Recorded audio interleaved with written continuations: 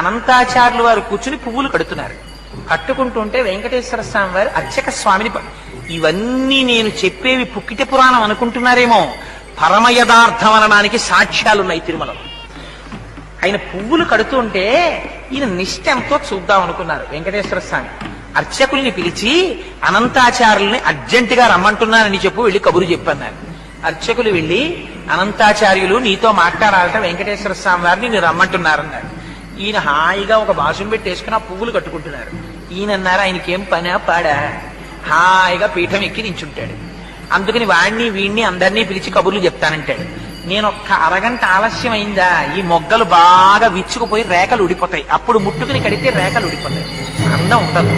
అందుకని నేను మా గురువు గారు రామానుజాచార్యుల వారికి ప్రమాణం చేసి వచ్చాను, మంచి పూలదండలు కట్టి వెంకటేశ్వర స్వామి వారికి సమర్పిస్తానని. అందుకని ఇప్పుడు రాను, నాకు కుదరదన్నానని చెప్పన్నారు. అంటే అర్చకులు అలాగే